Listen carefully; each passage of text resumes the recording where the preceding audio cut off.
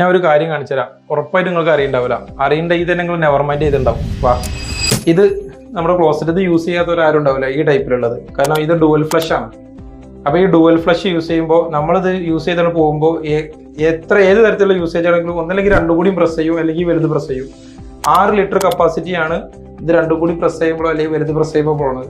അപ്പോൾ നമ്മളെ വീട്ടിൽ ഒരു 5 മെമ്പേഴ്സ് ഉണ്ടെന്നുണ്ടെങ്കിൽ അവരെല്ലാവരും ജസ്റ്റ് ഒന്ന് യൂറിൻ പാസ് ചെയ്ത് പോകുമ്പോഴേക്കും ഇതിങ്ങനെ അവയർനെസ് ആയിട്ട് ഇത് പ്രസ് ചെയ്ത് കഴിഞ്ഞ് കഴിഞ്ഞാൽ ഏകദേശം ഒരു 10-30 ലിറ്റർ വെള്ളം അതോട് വേസ്റ്റ് ആയി പോകുന്നുണ്ട്. അപ്പോൾ ജസ്റ്റ് നിങ്ങളൊന്ന് യൂസ് ചെയ്ത് പോകുന്നതിന് അല്ലെങ്കിൽ യൂറിൻ പാസ് ചെയ്യുന്നതിനൊക്കെ ഈ ചെറിയ ബട്ടൺ മാത്രം പ്രസ് ചെയ്താൽ മതി. അതന്നെ ഒറ്റ ഫ്ലഷിങ്, ഒറ്റ അമർത്തൽ വിടുക. പലരും ഇത് പ്രസ് ചെയ്തുകൊണ്ടിരിക്കലുണ്ട്, ഫ്ലഷ് ഔട്ട് ആവണ വരെ പ്രസ് ചെയ്തുകൊണ്ടിരിക്കലുണ്ട്. അതിൻ്റെ ഒന്നും ആവശ്യമില്ല.